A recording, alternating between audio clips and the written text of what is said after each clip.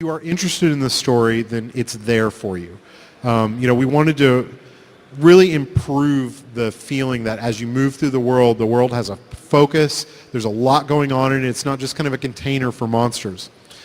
So bring the world to life, bring, NPC interaction and cool events, really cool quests. We've learned a lot since making Diablo 2 about quest design and about story, and we're trying to put all those things into Diablo 3. So, and one of the ways we're going to accomplish that is through a new system that we call adventures. Adventures are really an expansion on a lot of the randomness from Diablo 1 and Diablo 2. And what they allow us to do is place a scripted event almost anywhere in the game world. So this example is, as it's kind of flipping through, it's kind of showing a bunch of different examples. This could be a particular area in the outdoor world that you could come across. And one of the times you could go there, it could be an old abandoned house that you could explore. Maybe there's something in it. There could be, crazy undead guys who have infested the house, and maybe a story about the family that used to live there. You could come across a clearing where an evil cult is doing a summoning ritual and pulling some kind of crazy demon out. A caravan that needs protecting. Maybe they need you to cover them for a short period of time while a bunch of enemies come in, or maybe they need you to help them reach the nearest town. It could be an enemy camp with a boss in it.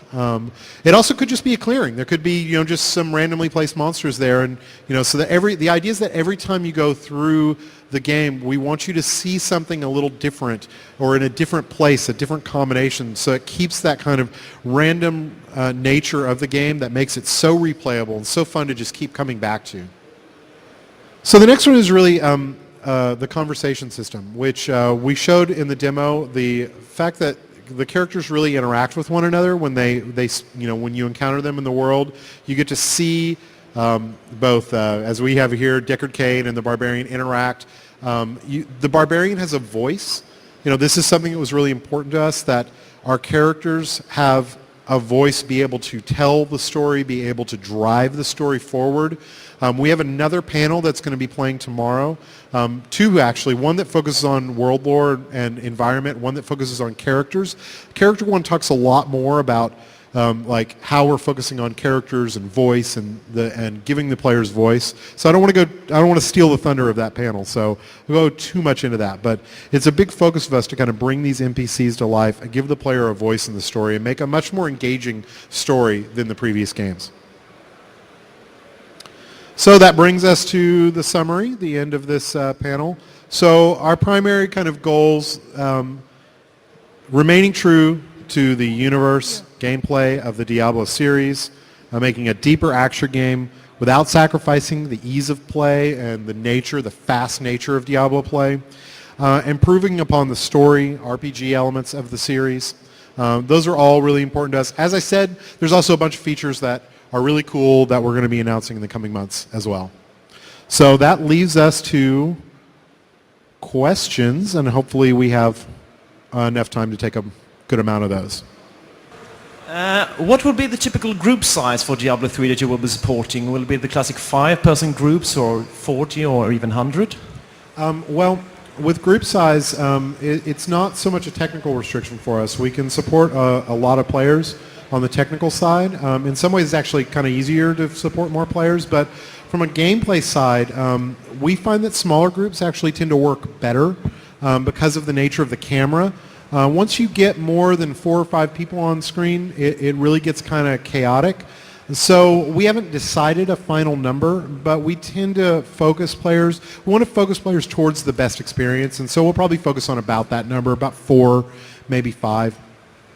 Are you going to increase the inventory size in contrast to Diablo 2? The question is, are we going to increase the inventory size? We haven't settled on a final inventory size, but I can say that we are going to make a lot of improvements to the inventory system. We're going to make it a lot easier for you to trade items between your characters and with other players. As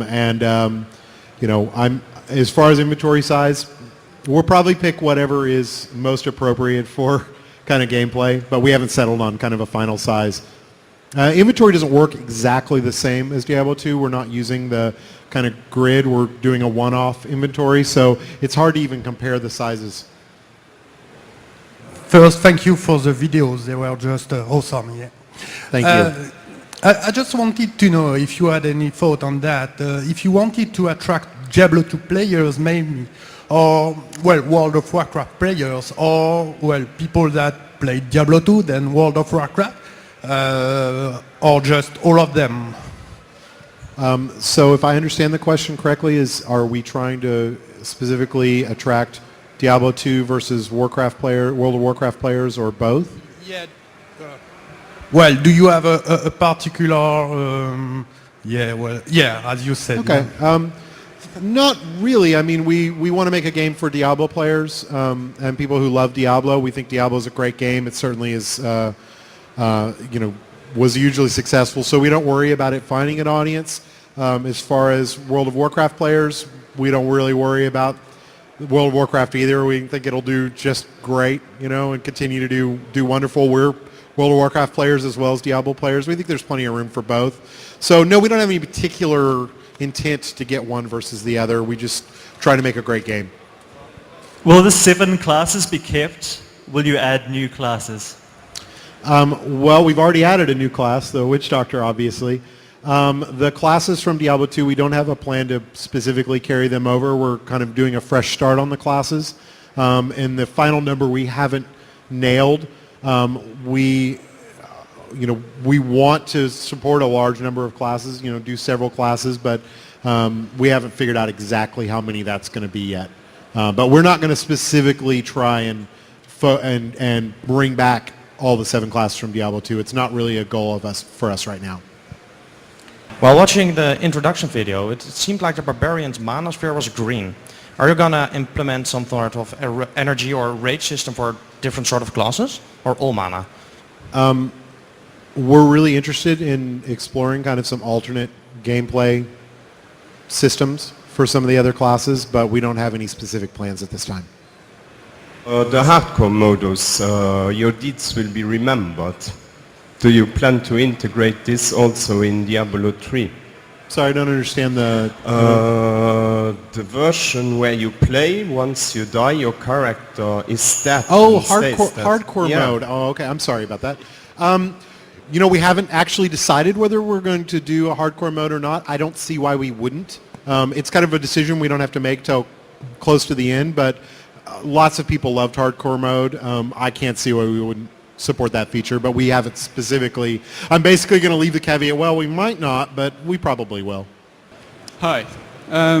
My question's about loot. In Diablo 2, one of the problems was when you killed a boss, all the loot would drop on the floor and the person with the fastest connection would pretty much grab it all and then run off. Is there anything you're planning to implement to make sure that loot's given evenly through the group if you're playing with more than one person? That really sucked. I'm going to let Wyatt take that one because he worked on a good system for us for that. I played a lot of Diablo 2 as well, so I know like some people really liked it and some people didn't. We spent a lot of time thinking about what we wanted to do. In Diablo 3, when you kill the boss, the loot drops multiple times, once per player, and they'll each see the loot that was generated for them. Will we be able to reset the skills tree? Oh, whether you'll be able to respec. Well, let's see. How do I answer that question? We're not really talking about skill systems or trees or what we're going to end up doing for player spec. But I will go ahead and say I think it's a bad idea to not give some kind of capacity to respec your character. But we don't have any specifics about anything like that at this time. Okay, thank you. Would you say that the Witch Doctor was a replacement or a spiritual successor to the Necromancer class? Because they had quite similar class mechanics, like a corpse explosion style, curses, and the pet abilities. We don't really view the Witch Doctor as a replacement for the Necromancer. The Necromancer is a really, really cool character. So cool that he's, when we thought about him as a class, we've always kind of gone, can we actually improve upon him? Which is one of the things that, we really try to focus on with each character class. And but for the Witch Doctor, no. I mean, if we ever decided to make a Necromancer, the Witch Doctor wouldn't prohibit us doing something like that.